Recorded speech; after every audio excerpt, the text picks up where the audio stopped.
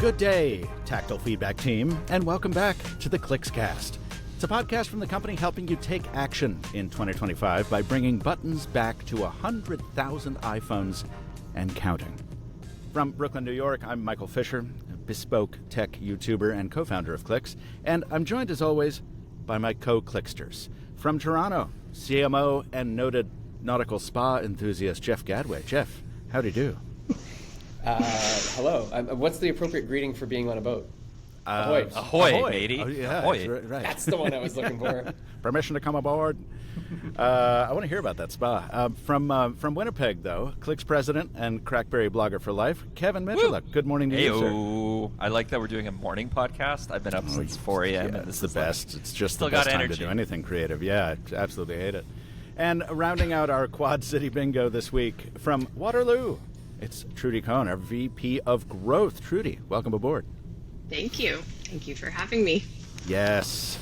This is going to be fun because so far on this podcast, we have told the story of launching a company on the back of a unique product idea. And we've shared the experience of bringing that product to a new audience and moving it to Android. Today, I want to zoom out a little bit to talk about something I've reported on the media side as a YouTuber, but never been inside the machine for. The challenges and the opportunities and the absurdity involved in making niche tech happen in a post-iPhone world. Trudy, like Jeff Gadway, I feel bad because I feel like Jeff hasn't actually had the opportunity to be interviewed yet. You know, we haven't talked about Jeff's. That's okay. Episode 36. It's coming. But Trudy, like Jeff Gadway, you came to Clicks from your time at BlackBerry, formerly Research in Motion, where you served, I always forget this, in various capacities from 2005 to 2017. That is an insane amount of time. I love that you have, I could talk to you for years about this. And during that time, you launched a ton of devices. It's no exaggeration to say you touched in some way every BlackBerry I ever owned or sold or covered. And you ran major marketing initiatives that would eventually include rebooting the BlackBerry brand under TCL in 2018 as the global head of marketing for BlackBerry Mobile. This means you were present for the evolution of mobile, like from simple numeric keypad dumb phones to smartphones, which all but required a QWERTY keyboard, to the decline of the keyboard as touchscreens took over, to the resurrection of keyboards via BlackBerry Mobile and now Clicks. Just broadly, what a wild ride to witness, let alone play a major part in. Do you ever just sit there in a quiet moment and be like, wow, I've done so much with my career. This is insane. Yeah, I mean, I think I've never actually just sat there and thought about it like that, but I think, sometimes I guess I do like to think about it, not to get academic, but almost like it's like a Harvard business case to some degree that some of us grew up in. Yeah. And, for BlackBerry, if we think about early days, the dramatic rise of BlackBerry, BlackBerry was a category first. Nothing like BlackBerry existed. We created something new. We gave people email on their phones. And so early days, it was just, we were building something that was pretty much magic. And I think there's a lot of, brands and companies that like to say that, they're a game changer or, they're doing something disruptive, and we can all decide if we think it's disruptive or not. But in this case, we were extremely disruptive and we were a category first. And I think when that was happening, you felt the magic, you knew that you were building something special. Yeah. But when you think about, the journey, if we step back and look at it, we knew too, at some point we were going to be disrupted with strong competition. If you build something that everybody wants, and, a phone is something that's attached to your hip, it's probably the product all of us use the most all day. No question. You have to know at some point there's going to be sharks coming after your business. And so I think, that evolution of the industry has been really exciting to be a part of. Yeah, and I think that's where the I'd love to spend a lot of time in this pre-2007 era of BlackBerry at some future point, but I think the thing that's germane to what we're talking about today I think is that's a Crackberry podcast. We should do that. Yeah, If it's this easy to podcast, I'll spin one up again. Oh, yeah, That's that show. Definitely. Yeah, you don't want to miss the opportunity to plug a podcast that has a solid 1 episode per 2 year upload Just cycle. teasing. Come on. But I think the interesting thing for today is, like, what were some of the challenges you faced in trying to make a phone with a keyboard happen post iPhone, like post 2007? I mean, we will get into sort of the complacency, whether that's the right word, and the slowness to react of all these industry players after the iPhone came about. But how long did it take to start to feel like, keyboard, the clock is ticking on keyboards in a broad sense? If I could actually tack on to that and maybe reframe that just a smidge, coming back to what you were saying, Trudy, about like knowing that disruption was inevitable. When you think about building and repositioning categories and building and repositioning brands, iPhone comes out, it really becomes a question of like, how do you reposition a dominant, entrenched incumbent to try to make it relevant for a new world when customer expectations have changed? I don't know if that's kind of the same thing as you're saying, Fisher, but like... I'm not sure, Gadway. There's like at least 2 layers of corporate buzzword on that, but I think if my universal translator is functioning properly, we're on the same page. Yeah, how do you stay relevant? Because what I'm trying to get away from is it's not just about post iPhone, right? iPhone is one example. Any business, and we will inevitably face it too, we will face new market entrants that aim to steal a little bit of the shine from what you got going. And what I think iPhone, at least in my view, really represented was a shift in consumer wants and consumer expectations that not just BlackBerry, but everybody in the mobile space had to respond to. And so I guess where I'm most interested to hear from Trudy as a brand builder, a category creator, is like, how do you respond? How do you reposition yourself to remain relevant in a changing market? Yeah. I mean, I think, and hopefully this kind of covers both of where you guys were going with this, but I think, how do you remain relevant? And this is so weird that I'm getting academic again, because I don't have an MBA, I didn't go to Harvard, but I'm bringing up almost another academic diagram. But it makes me think of, the Jeffrey Moore diagram. I don't know what it's called, but it's like, the tech life cycle. It's like the hill with like the chasm. Yeah. Crossing the chasm. Yeah. And it makes me think of this because I think, Jeff, to what you're getting at is like, how do you stay relevant? You find your initial early adopters. And for BlackBerry, that was business professionals, right? And we can do this with any brand. We can kind of throw any brand into the mix that was a category first, but we'll do BlackBerry first. We went after our early adopters, and those were business professionals. They were the people that were going to see the most value in having mobile email, real-time email all the time. And then we, found our way into the mass adoption when we introduced more consumer features, BBM. We had big partnerships with, big brands. And, BlackBerry started to take off from there, more in the consumer market. And that's where the competition started to get hot. And that's where, iPhone came in, and to Gadway's point, introducing more, meeting consumer demands and needs in a different way. Mm-hmm. So, iPhone first brought us the internet in a way that, no other brand had ever done before. And then it was obviously the app ecosystem piece. Mm-hmm. And I think what you do at that point as a brand is you start to figure out, are we going for the masses, and what are we doing to hit like the table stakes that people are demanding, which would be a great internet experience, all the apps that everybody ever wanted. Those became table stakes. You needed those things.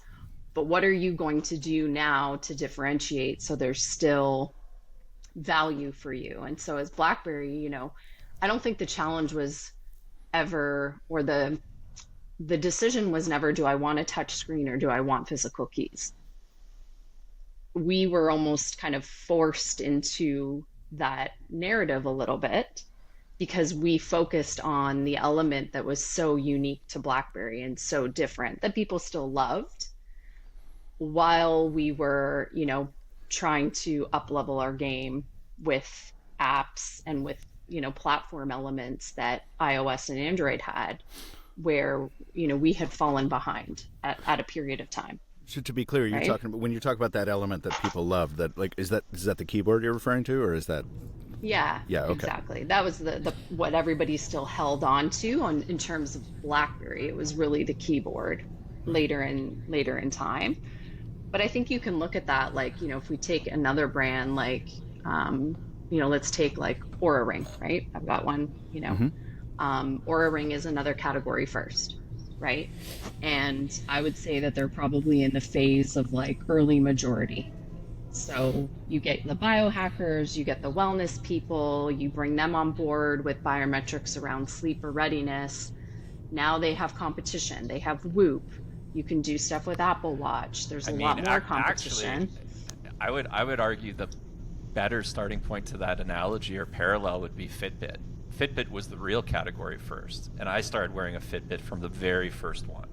That was like your first fitness tracker, giving you data analytics on your phone.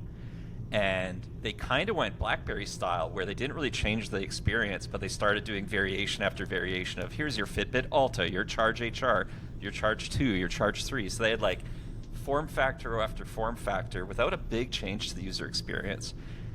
Then the Apple Watch comes out, and it kind of went mainstream very quick, and then that changed the expectation of what you can do. And then the response became, ooh, here's our iPhone in the space. Now the ability to niche down is how we're going to live in an Apple Watch world. An Aura Ring goes after sleep tracking and a minimalist product. Whoop goes after the athletes. And they found their ways to carve out. But in a smartphone world, a little bit trickier, because it's kind of like the one master remote control for your life, right, that you're going to have in your pocket.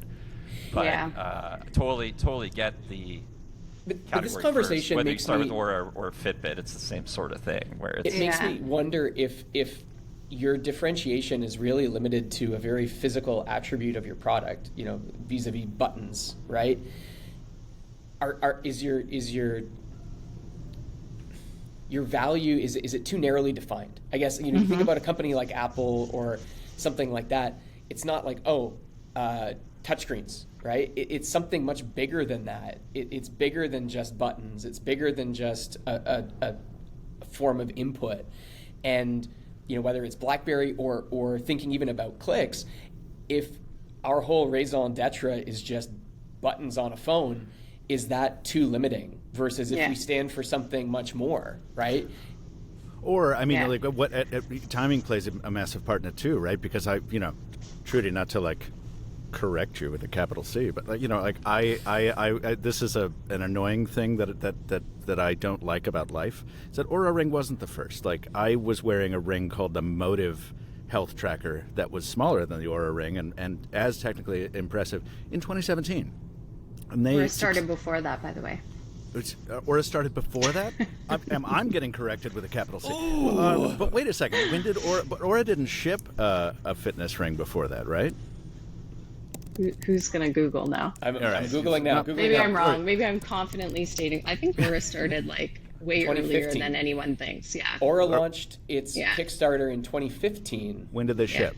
Okay, when did Fitbit start? I still think I'm right. No, because Fitbit is a nerdy thing. Like the Motive and the Aura are a ring. It created the category. I don't care. No, we're talking about a different category. I'm making a different point. All right. Regardless of whether, so I put on a Motive ring in 2017, and I looked and I did the research, and I think there was nothing at least as low profile as it. Maybe Aura existed and was the first Aura chunky. I don't know. For whatever reason, it was dismissible. Aura was the first to get attention. That was the first one on my radar that ever, and I caught it early. And this is the point. Like, it's not enough to be first, as Palm demonstrated. It's not enough to be best at things. Like, you have to get a lot of things right to survive. And Motive, for what it's worth, they got acquired. They had an exit. They had a success story of sorts. But now no one knows about that they ever existed because they were around for like a year.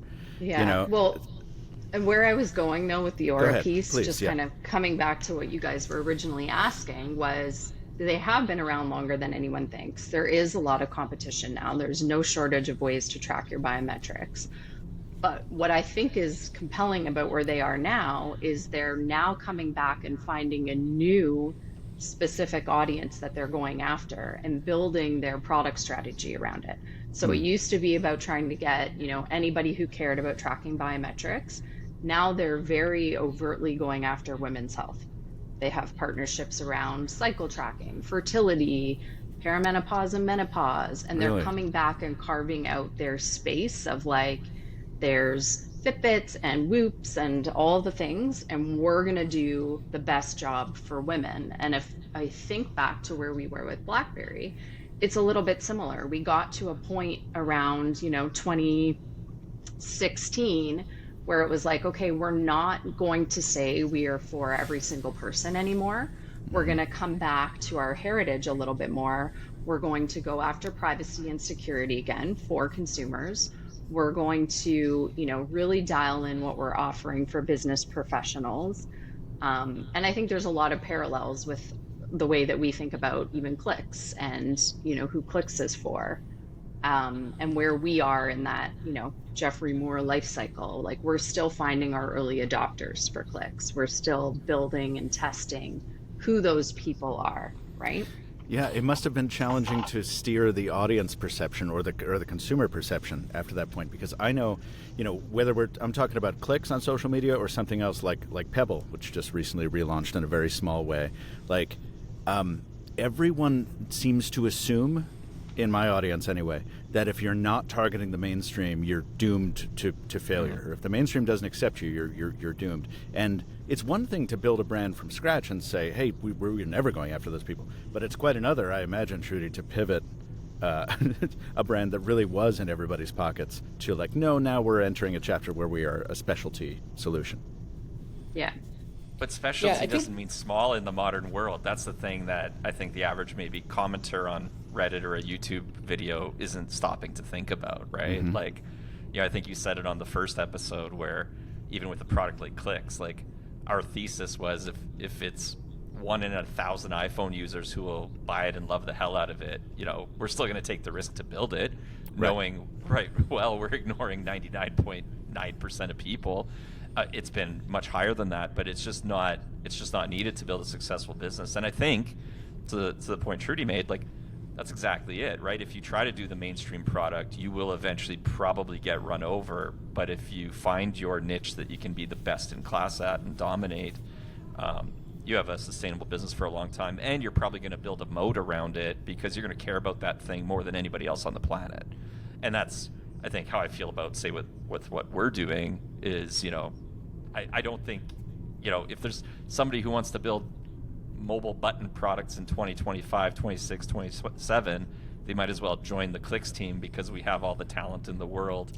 And if we don't, we're going to get it to build the best damn thing. So I like the idea of, finding your audience and catering to them versus trying to be everything for everyone. Just I'm hearing recipe like for disaster. Overall, I'm hearing, like you really have to have a complete understanding of who the end customer is. And I want to throw it because I know Jeff and Trudy, like both of you, I would love to hear about this because, like, not to keep harping on the iPhone thing, but I think we can't minimize it. Everyone talks about it because it was an industry pivot, whether anybody realized it at the time or not. But did you think that it was going to be as disruptive as it was, and was it complacency that like steered a lot of people into the ditch? What is your opinion on that? I've got strong views on this, and I'm happy to share. I'm on the record already with this, so I can't walk back my comments. I think that the temptation to say that iPhone was BlackBerry's downfall is grossly missing what was really happening in the market. Like, it's not as simple as that. It's too simple of an answer for too complex of a problem. I think the iPhone represented a change in customer wants. Customers didn't want throttled data speeds. They didn't want a compromised web experience. They wanted to consume from their phones and game and do things that were fun and not just productivity oriented. And that's what customers were telling us with the iPhone. And a lot of companies struggled to recognize, as Trudy says, that's what customers are telling you. The world is changing. The world is shifting.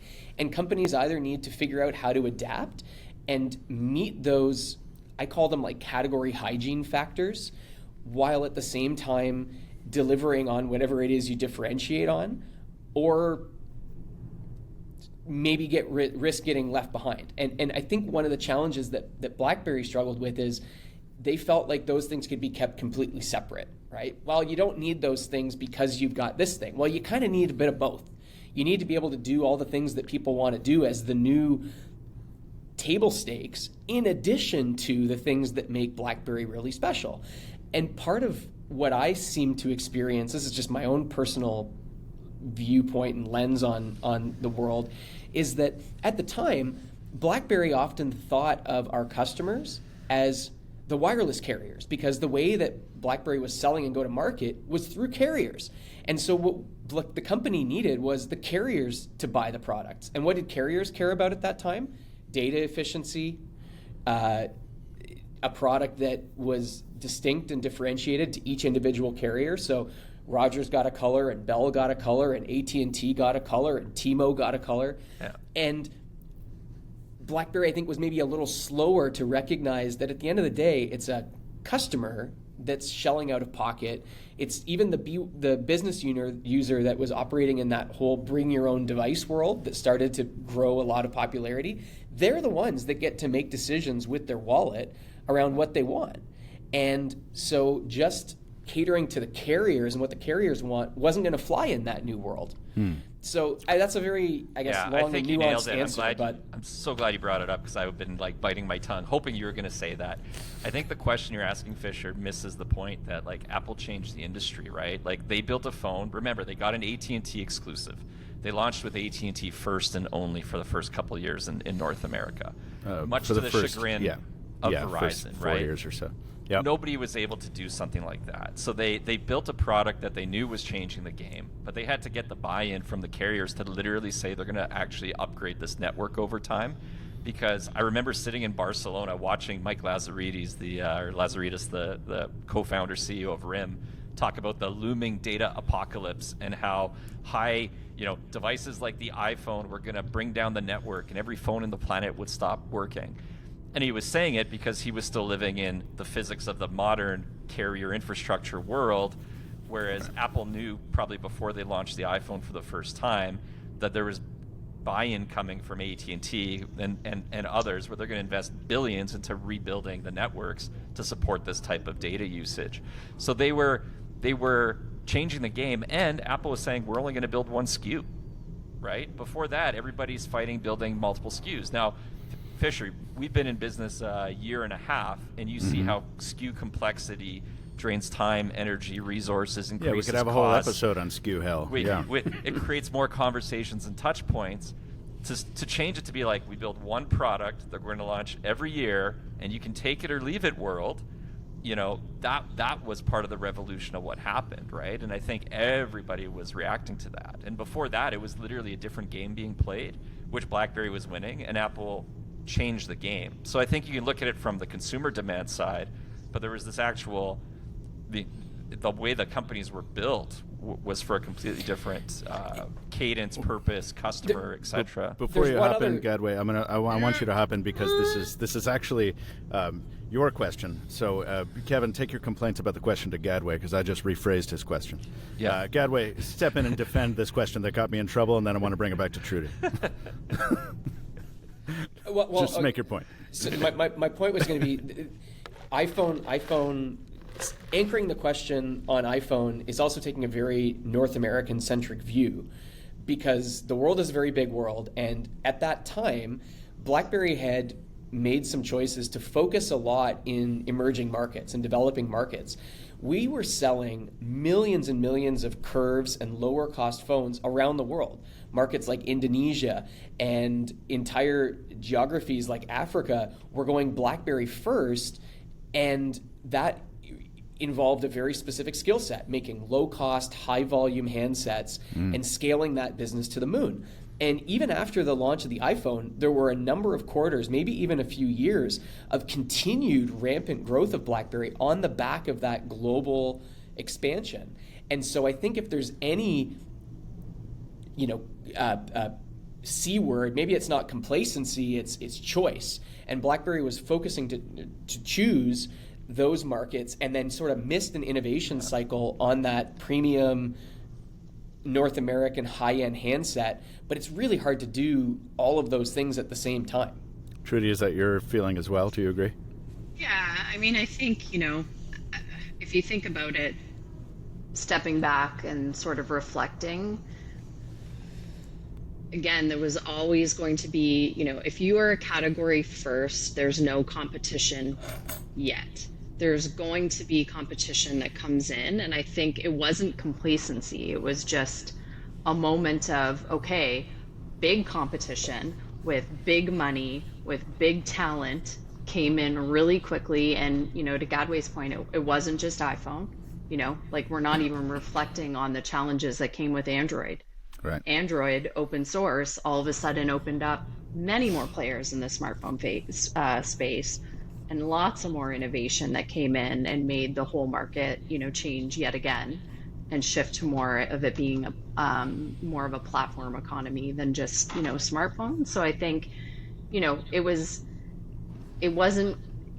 we were first, so we had a lot of opportunity to grow, and then we needed to adapt when everybody came to the table. And that's like anybody who didn't think that was going to happen, and back then, I'm, young, I'm a few years into my career. I'm just, Gadway and I are both, we're just hustling. We're getting we're still done. young. We're still young. Yeah. We're still very young. Just but, to be clear. we had no part in driving that strategy. We were the doers. But now, if anyone, again, getting all academic, if we look at this as this business case, that's a part of time where it's obviously in the smartphone market, there were going to be huge competitors coming in that were going to be Goliaths in the space, right?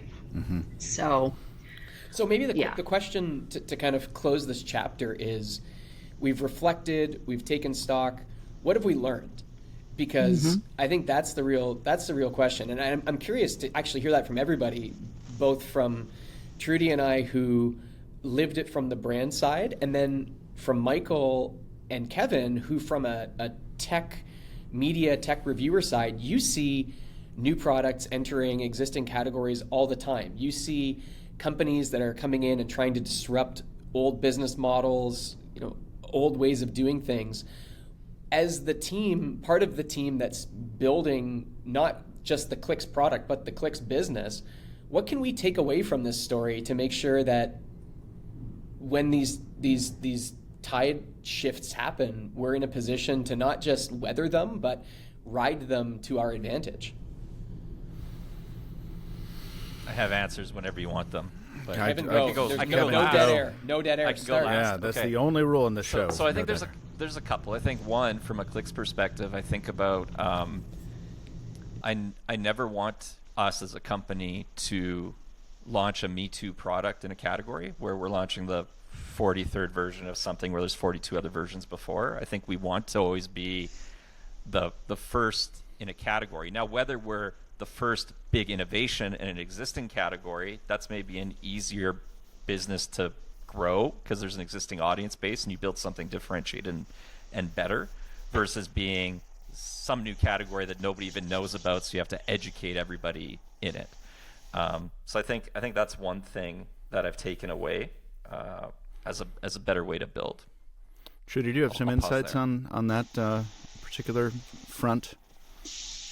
I think what I've learned is, the difference between kind of going back to the customer, thinking about what are table stakes and must-haves versus differentiators, and knowing that if a customer is saying that they want something like the internet, like apps, or in the case of Clicks, a table stake must-have is that if you're going to be a case, you're going to protect a phone, let's say. Knowing that you do those things well, and then knowing where you're going to differentiate and where you're going to dial in innovation and keep kind of pushing and looking for new ways to service your target customer. What you're not going to do is let another brand differentiate on table stakes. And I think kind of reflecting on what happened, in the past is accidentally we let a brand differentiate on apps and the app ecosystem for longer than, we could really, before we could stand that up ourselves. And, that's where you run into problems because consumers are demanding something that needs to be an automatic check mark and then find where you're going to be different, Absolutely, and I think that sparks a memory of. I'll defend my iPhone-centric point of view because I remember I was there. I had a BlackBerry in 2004, and as early as 2006, maybe even 2005, you had companies like Motorola effectively Xeroxing the BlackBerry and shipping it in a Razr lookalike package. I mean, the Motorola Q was wonderful. I bought it and I had one. But you had people copying the keyboard. You had people copying the track wheel. You had people copying enterprise email solutions. The competition was active and I think quite fierce before 2007. But it wasn't until 2008 that the effects of extreme competition started showing themselves, at least on the outside, at least from somebody who at that point was just an enthusiast. But I think one of the smartest things Steve Jobs ever did was actually the way he introduced the iPhone to the market, because he kind of declared a war on buttons at that point in time. Right. By showing all of the options on the market with keyboards, kind of declaring that the very visual, tangible horse and buggy era thing to pick on. And then introducing the iPhone with a touchscreen, right? And drew that line in the sand. And he did such a good job of that to this day with something like Clicks, right? There's a generation where people will view a touchscreen as modern and buttons as old, right? Versus, again, I've used the analogy before, it's a preference that should stand the test of time. Do people who write with a pen in a notebook, are they horse and buggy people? And people who take notes on a computer, they're living in the future? Well, I don't like to think so. And Those that's an people are example usually of something else that Steve Jobs made fun of with the stylus, and then we got the Apple Pencil some years later. These things are cyclical, right? They're cyclical. So I think that way he introduced the product created this cultural rift in time that then everybody kind of abandoned copying the BlackBerry thing. I mean, the first Android phones launched with keyboards, remember? So many G1, of them, right? I mean, they were wonderful. So that made a huge marker. Jeff, you wanted to jump in with something, and then I want to ask Trudy a question that doesn't line up in the timeline anymore, but that's fine. No, I was just gonna tack on to Kevin's comment about the 2007 introduction. I mean, people are still drinking that Kool-Aid. That's a big pitcher of Kool-Aid. We've got people trolling us in comments of our videos. When Steve introduced the iPhone, it's like, oh God, yeah, that was 18 years ago. The world has changed. It's time to move on. Steve Jobs is not your God. He made a tech product, and we're allowed to introduce our own things now too. Thank you very much. Goodbye. Disclosure: this is an inclusive and accepting podcast, and if Steve Jobs is indeed your God, we do not judge.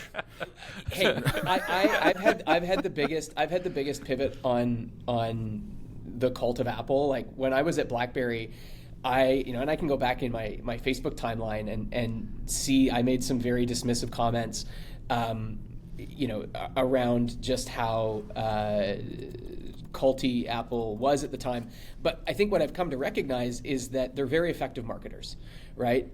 Really good at simplifying a story to its essence, really good at elevating the functional products functional benefits of a product to an emotive level.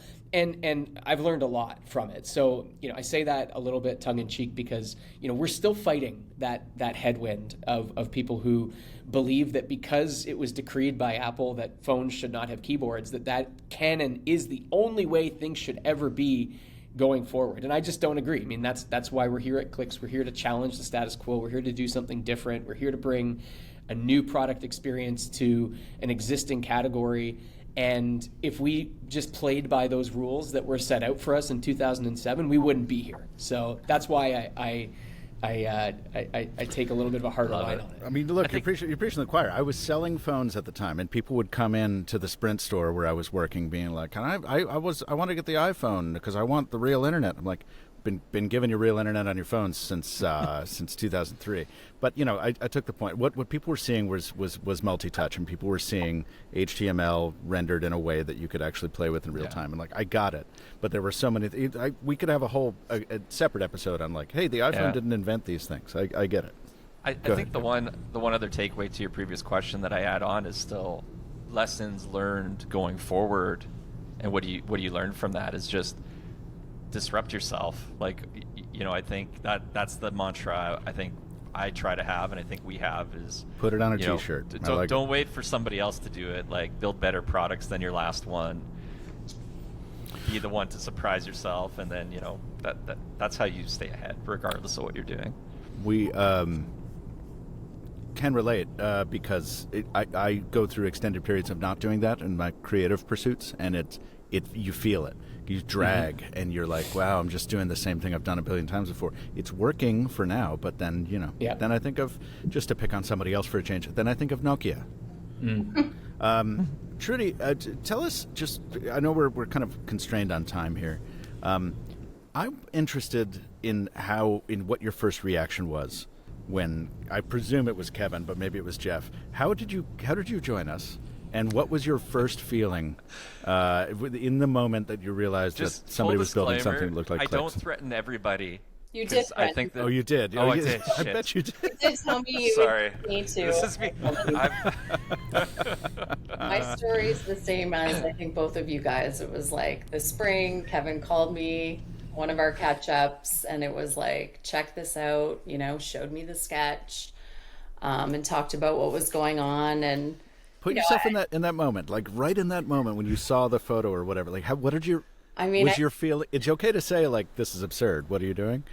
Or were you excited? First, I was like, at this point, Kevin and I stayed in touch a lot, so I knew all the different projects that he was working on. So I think maybe my first reaction was like, of course you are doing this. Of course this is something that you would be doing right now.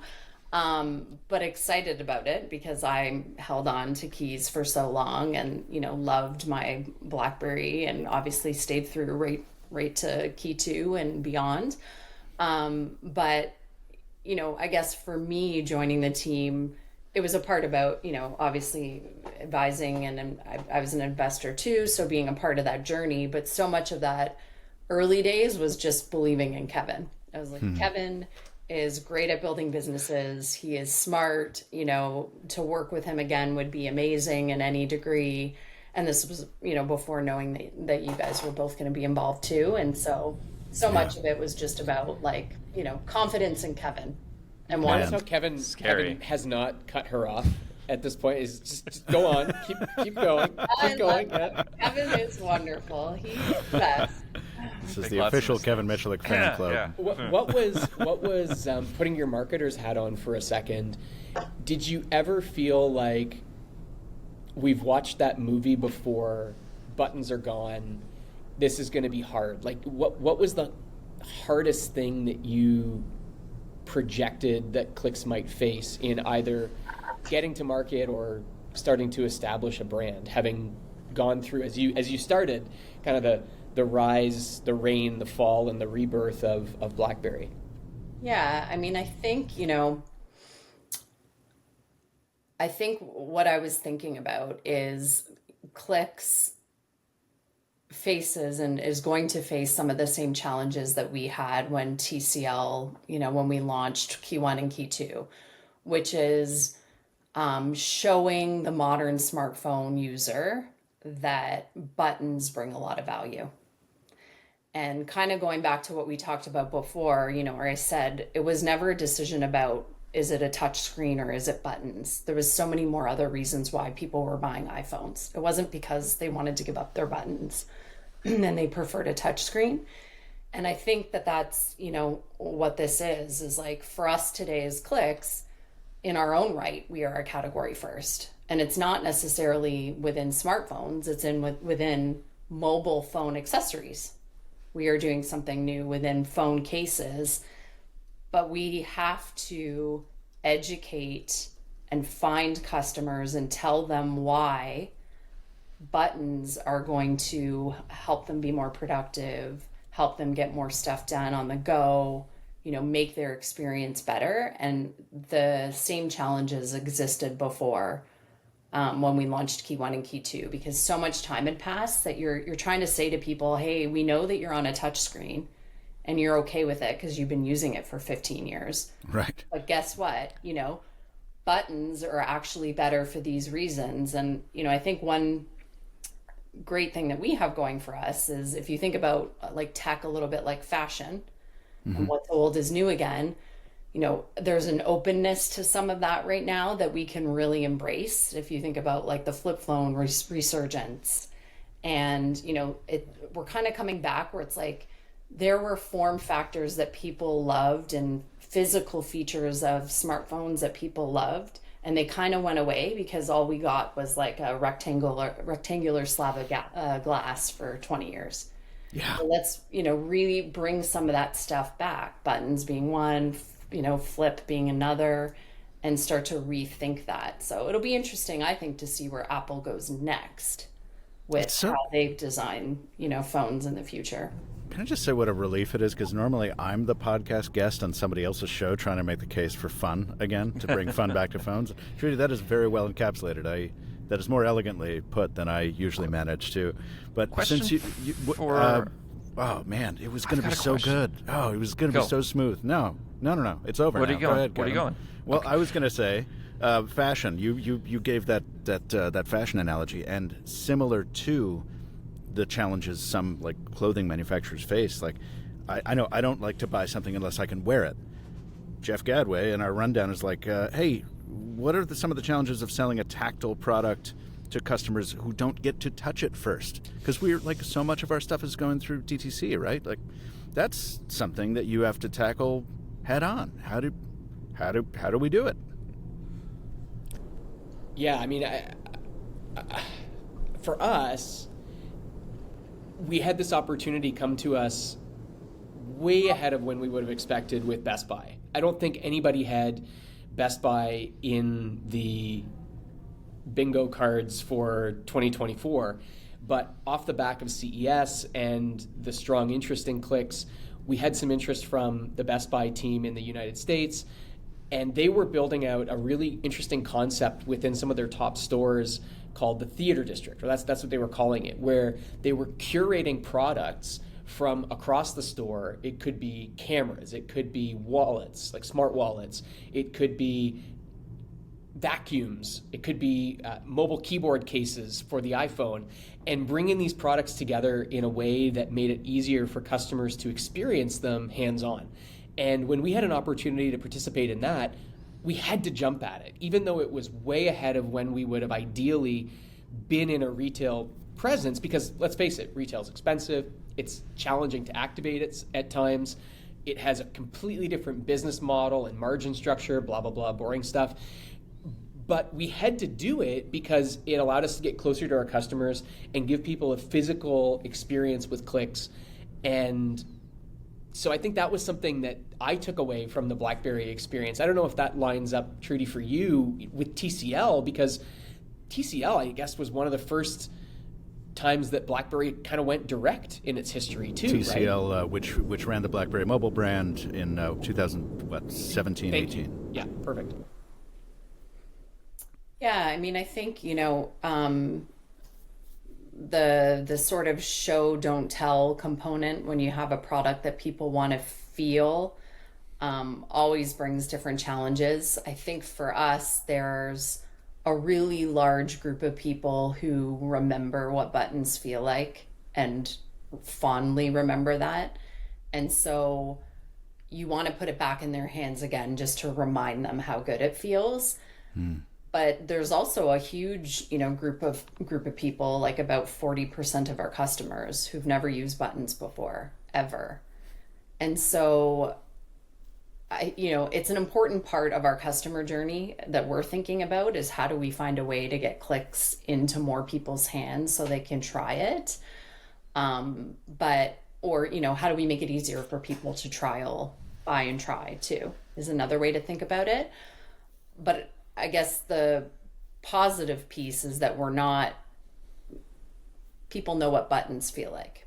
And a lot of people have felt them before too. So it's the education gap is but I'd say people think they know what buttons feel. Exactly, They and think they know. they complain all the time that, well, they're round, but I liked my BlackBerry square keys. It's like, to our original point, you have to put your thumbs on it to actually feel what this feels like, right? And then I don't know if we're even talking about this, but we have long known that somebody would make a copycat version of our product at some point. And I guarantee you that once one of those exists, you're going to use the keys and be like, oh, wait, no, this is different. But you can't tell that from an image on the website, right, Trudy? So it's like... So what I want to do on that front, Michael, I want to do a breakdown. I want to do a breakdown in public and tell the world why that other thing is shit. And go through component by component and say, this is how you do a keyboard right, and this is why these guys suck. Not the answer you were expecting from me, but I'm feeling particularly punchy today. I like this. This is good. Spicy Gadway. The only reason I'm not trying to refute what Trudy said, because I think it's 100% right. What I find interesting when I look through customer reviews is people who have anchored off of some past experience, some 10 years in the past, and say, well, Clicks doesn't feel like this, or Clicks doesn't feel like that. And we were never trying to make Clicks feel like anything other than the best mobile keyboard for 2025. And people's preferences have changed. After typing on glass for a decade, you want a lighter key. You want a slightly different feedback experience. And that's what we're optimizing for. We're not trying to turn your iPhone into a BlackBerry. We're not trying to build a time machine. That's not what I signed up for.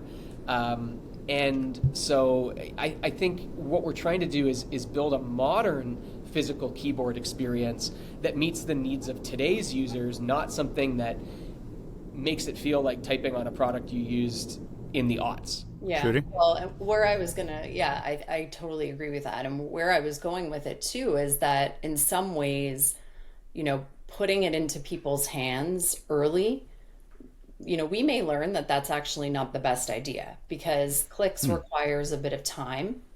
You have to, if you pick it up and you try it and you type one text message and you're not good at typing on buttons, are you going to say, okay, actually, like, whether I've had a button phone before or not, like, this isn't for me?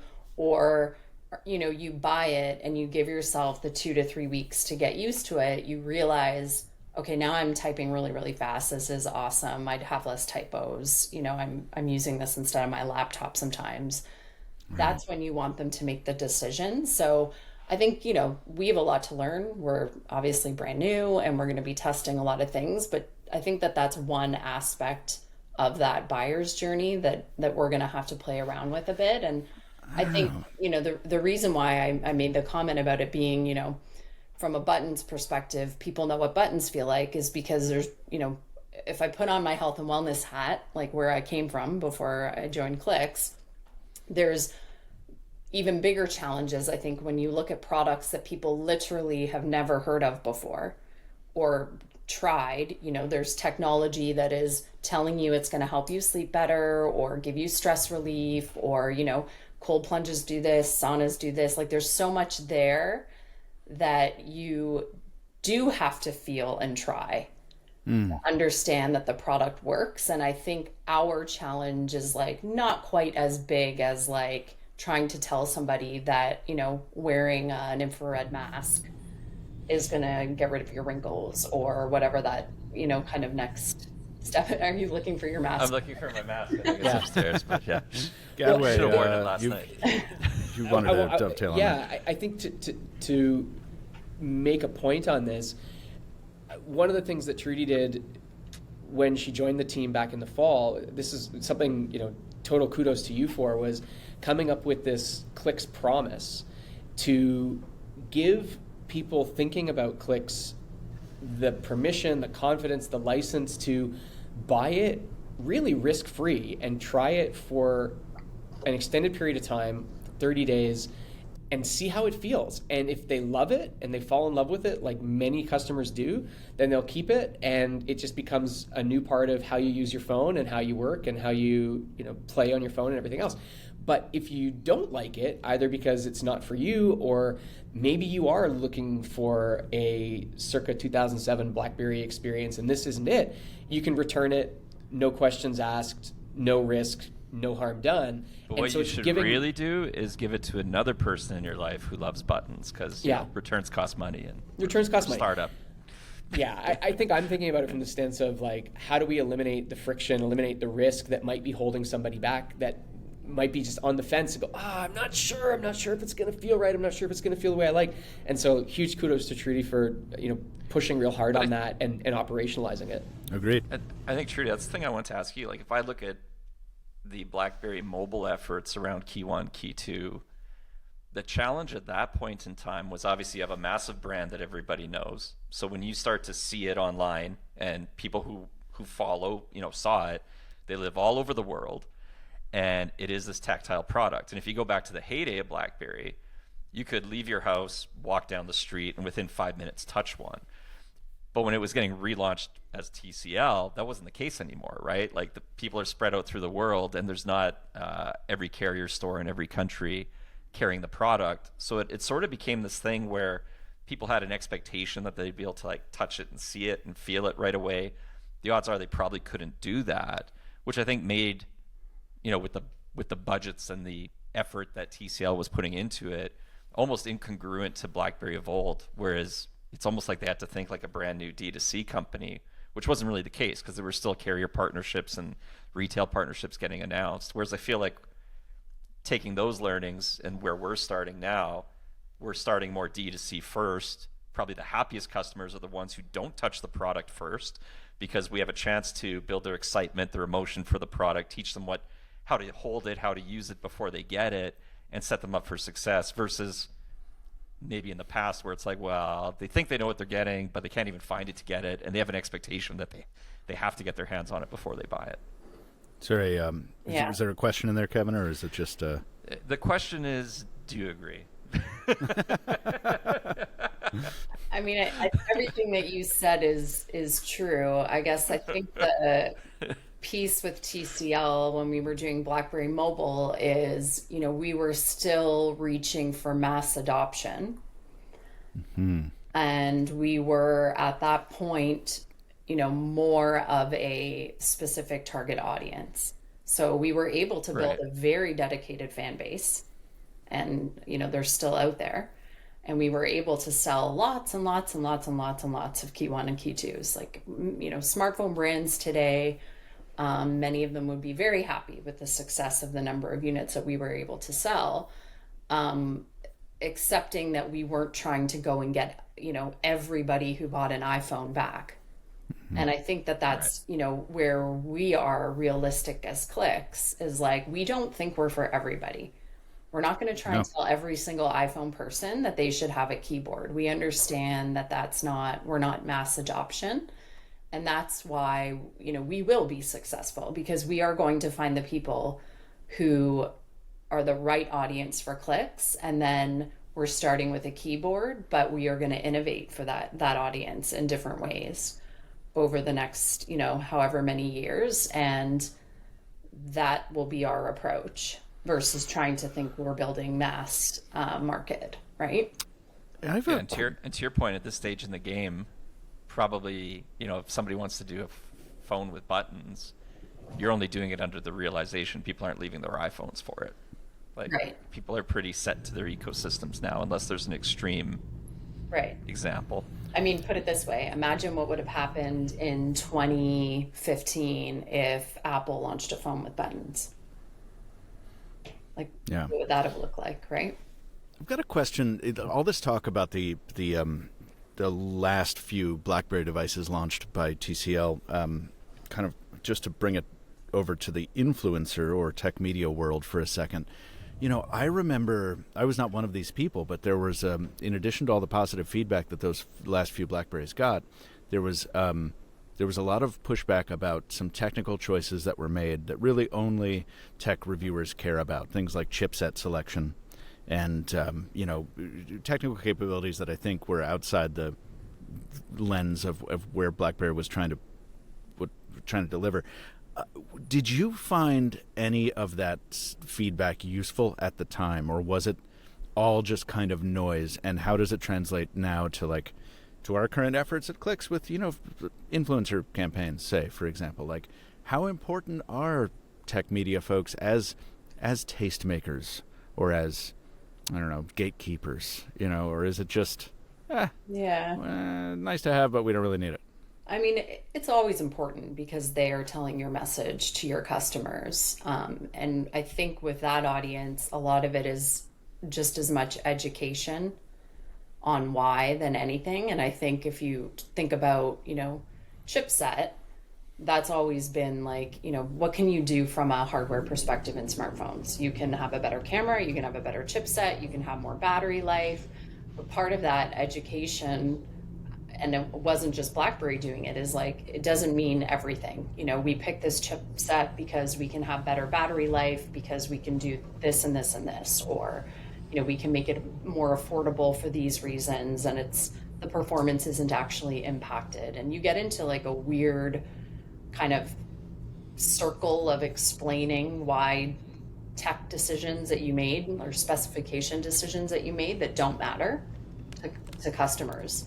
So I think it's at that point, it's more about trying to control the narrative of why did we build the phone the way that we built the phone, or why did we build Clicks the way that we built Clicks? And it's so hard to control the narrative, right? Because how many times have we made the point that Clicks is all about speed?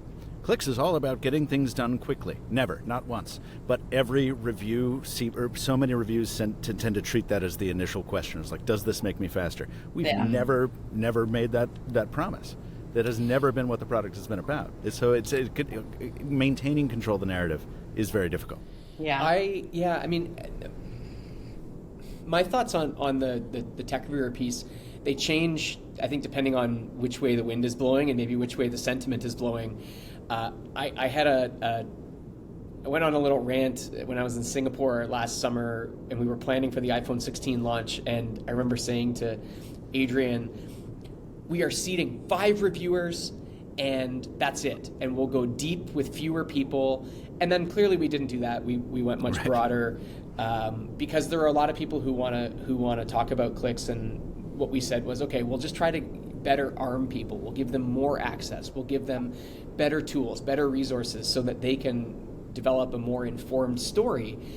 I don't know that your tech reviewer audience is going to be the silver bullet to making your product successful. But what I do think is, if you don't manage that audience effectively, it can tank a product. And we've seen that over the last few years, where bad reviews can have a really big impact. Great reviews, with present company excluded, I think can help you be set up for success. But that's where you need to branch into maybe the next tranche of folks and cross the chasm from the tech reviewer audience to the user-generated content audience, the influencer audience, that are actually showing the product in use in real-day scenarios that tie more closely with your actual customers. They're not reviewing the products just on the merits of the speeds and feeds, because I think that's what a lot of the present-day review audience does, present company excluded. I mean, Michael, I think you put products through the real paces of real world and real life, and that's what your audience loves about you.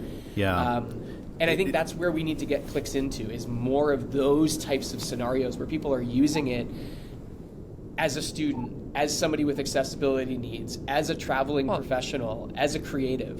Go ahead, I think you're nailing it with the customers, right? I think tech reviews are great, but the customers are really, really smart. So regardless of what the tech reviewer says, often the juicy stuff and the actual sentiment of the video comes out more in the comments to that video, because the commenters don't hold back whether they agree or disagree with what's being said. And what's been interesting to watch the evolution of with Clicks is how the comments have changed, because now we have a lot of customers who love the product in the comments or on Reddit or in the comments to ads we run on Facebook or Instagram, so that if you have any sort of, let's call it negative sentiment or stupidity coming out that's just based off an opinion, not based in hands-on fact or reality, the enthusiasts who love the product are out there almost course correcting it. So I think that that's a huge thing that changes. But I also think the thing I've seen, for me and Michael, who've been in the space of tech media forever, is when I was living in tech media for 15 years, to me, it was the thing. Like, if you didn't win the blessing of tech media, you were screwed. And our ability to change the fate of a company, we sold ad campaigns for mobile nations based on that fact to brands launching products, right? Like, buy our sponsorship on Android Central if you want to sell a product. And what you realize is tech media is actually a pretty small bubble, and the world is huge. So, to use a different example that came in my mind more recently the last year, you look at a really cool tech company like Nothing Tech out of the UK, which I feel like if you're a tech enthusiast or in the bubble, you know really well, right? And you follow everything they do. You know the phones they launch, you see their ads and everything else. But then, I'm in Main Street, North America last year, talking to people who I think should know the industry inside in and out, and they've never heard of the company before. And I'm like, how is that even possible? Because in this one sphere, to me, they're like crushing it. And then you're like, oh, the world's huge. And actually the awareness is not nearly what I think about it is. I'm too close to it on the tech media side. So Same. That I find really interesting is how broad awareness is a very different thing in the world than sort of having a lot of awareness inside a smaller scope. So you got to do both, ideally. Trudy? Yeah, I mean, I think, tech, if you think about the customer journey, like tech media is always going to be the natural early adopters. They just are, right? But that doesn't mean that they're your early adopters. So I think everything that Gadway was saying is, right on, which is like, Clicks as a category first. So much of our journey is to educate. We need to have lots of testimonials there, lots of content there that's, showing people use cases of why people love Clicks, how it's improving their specific life, whether they're, a realtor or a student or whoever. And you're not getting that from tech media. So the sooner that you, get your checkbox of, some tech reviewers who obviously, do a pretty good opinion piece, you want to move into more mainstream reviews and cover kind of real people pretty quickly. Because that's who, when you're Googling Clicks review, that's what's going to come up. It's going to be the Men's Health review, the GQ review, the Business Insider review, a lot of that content. And if you're kind of a normal person, not like a super tech person, you're probably going to click on the Men's Health review over like the really detailed tech review, right?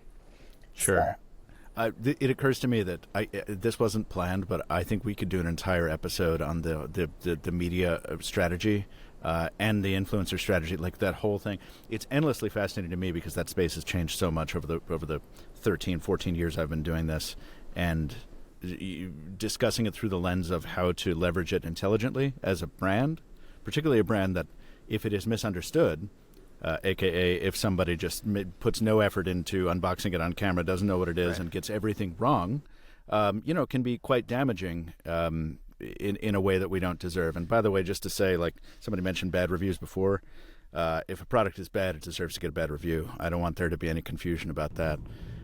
It's just we're in a very interesting sector where it's like we have a very good product that can be very easily misunderstood. So we could talk for an entire hour about this, but we are running short on time. So I want to say, first Q&A, readers, listeners, viewers, we have some of your questions still in the buffer.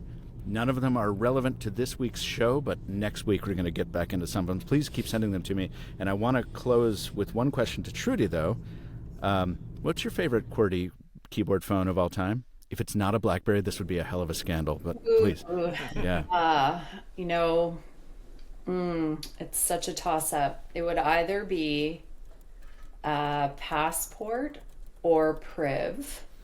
Whoa, Priv? I think I'm going to pick Priv because I love the flip open, flip close nature of it, which is like so on point with the flip phone resurgence. Yes. And having a keyboard or not having a keyboard was super compelling. really show-offy. You couldn't go anywhere without flipping open your priv and having lots of people checking out what you were using. I mean, that was the case with Passport. It's the case with Clicks too. Yeah. But I really, and it was the very first Android BlackBerry that we ever did. So the experience on priv was up leveled too from that perspective. But what a great choice. Totally surprising to me. I thought you were going to say Key 2 or something like that, but like priv, I will say this, if priv did not use the processor it used, and therefore it could double as a hand warmer and grind to a halt at the very slightest provocation, I would probably still be using the priv today. I adored that device. I gotta say something really interesting about the priv. I wonder how it would be to use it again today, because when it first came out, the only thing I disliked about it was I was still holding my BlackBerry at the bottom, kind of like in the prayer position where you're gripping it right at the bottom. Right. And because the Slido keyboard was thinner, it kind of, and you held it at the bottom, it became a little top heavy and you teeter-totter a little bit in the hands. Versus Clicks where you hold it like a big slab and you put your pinky at the bottom and you kind of support it at the back. A priv, I never thought to hold it like that back then.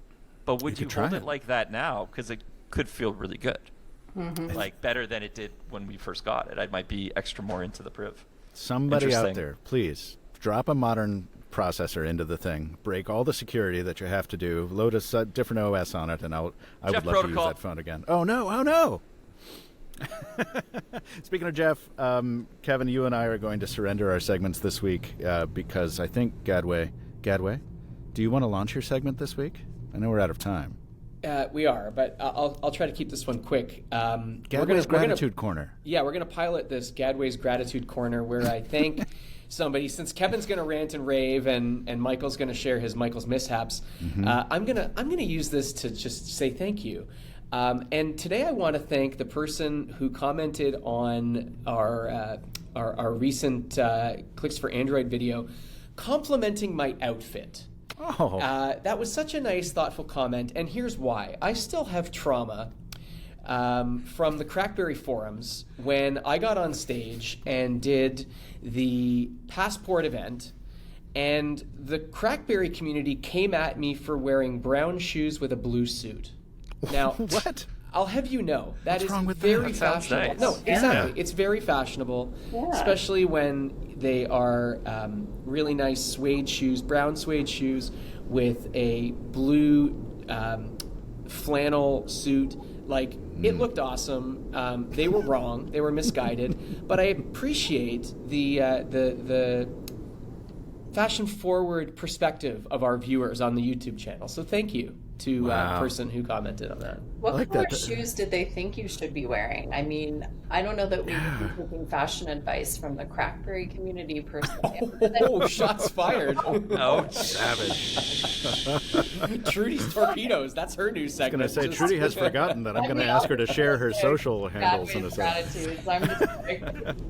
I was going to say, I'm really glad that was like both a Gadway gratitude moment and also like kind of a Kevin rebuttal corner at the same time. Kevin has wonderful style. I'm not, definitely this isn't about Kevin or the Crackberry community. I'm just saying it wouldn't be black shoes. So what kind of shoes what kind of what would 12 this podcast be for if it wasn't to resolve the trauma that I've been holding on to for the last 15 years? I've got BlackBerry mobile trauma from the keynote in Barcelona where I was on stage as an MC. You did well. And no, but I didn't unbutton my blazer before I got on, and I felt like it just didn't go. Like I looked bad when I saw it. I was like very.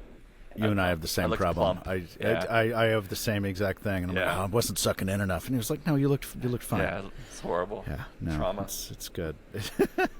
But before we go, before you go to the outro, I just wanted to say, Kevin made a comment a little bit earlier about the importance of disrupting ourselves. And so I really wanted to talk about this exciting idea for how we're disrupting ourselves.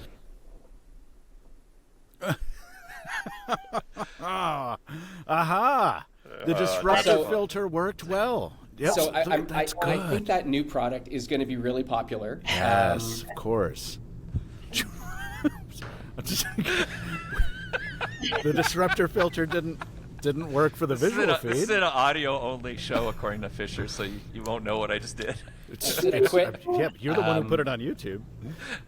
Good news is I'm Wow. in with Kevin in a few days in Chicago, and I'll be able to beat him thoroughly for that. That was. I love this. I'm not editing that out either. To the 12 people still listening, please email founder@clicks.tech if you want me to spill all the beans. I'll even give you a coupon code for a future Yeah. Kevin is lying. He doesn't respond to any email at all, even when it's important.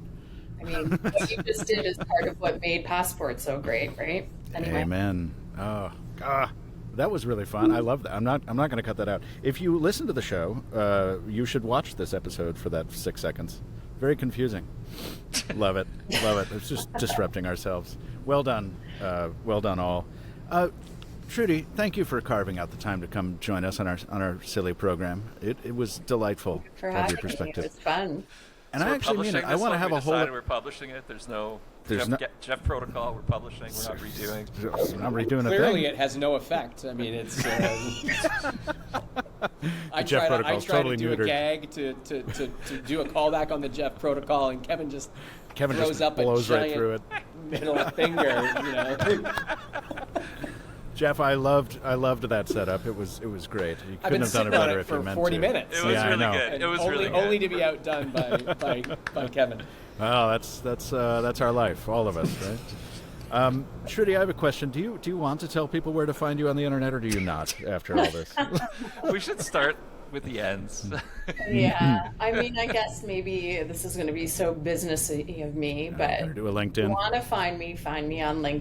Nice. Yeah. Oh, I'm already asleep, but that's a good call. Yeah. I just want to say, LinkedIn is clearly turning into the new Twitter, though, from my experience lately. Absolutely like, the not. conversations hitting my feed are like, Yeah. I'm like, Really- this is no longer LinkedIn. Really I great will opportunity Hi to. to strangers on Instagram. So. Yeah, woof. Yeah, man, you don't want to see my inbox. Everyone, thank you. Thank you for joining us for this installment of the ClicksCast. If you have feedback, questions, or topic suggestions for a future episode, I am serious about that influencer media one. Trudy, we got to have you back and do that. That's going to be fun. I only wanted to do 5 episodes of this, and now we're going into 10. Email me, michael@clicks.tech, or find us on social. Trudy just said it. LinkedIn, hottest place to be. Jeff Gadway, where do you want people to go find you? Instagram @Jeff Gadway. @Jeff Gadway. Kevin? At Crackberry Kevin, all the places, including LinkedIn, that even finds me. Whew. And I'm on all the feeds as Captain Two Phones. Captain, the number 2 phone. Still to come on this season on the ClicksCast, insights from our lead designer on just how to make a best-in-class keyboard. And we will also hear from guests building their own products and companies outside of Clicks. Can't remember if I teased that last week or not, but teasing it now. That's New going to be news. fun. Yeah. Mostly a way just for me to get free samples, though, I think. Just full disclosure. Sorry, you're going to have to send me that before I can even talk about it. Be sure you're subscribed to the ClicksCast on your podcatcher. We're everywhere, by the way. I'm happy to say we're on Amazon Music now because someone asked us to be, and it was very easy. We're on all of it. And if we're not where you want us to be, let me know, and I will put us there. YouTube as well, Kevin. Sorry, what is it? It's just youtube.com/clicks? Well, it's that /whatever/@Clicks. Oh, at Clicks. Yeah. That is fine. It's we're everywhere. We're easy to find, and I hope you all have a lovely evening, afternoon, or morning, wherever you happen to be. Till then, keep your keyboards safely clacking. ClicksCast is done. Good night. To add some. Oh, that's good. Yeah, we should leave on that. That's I how like every that. episode should start and finish. Yeah.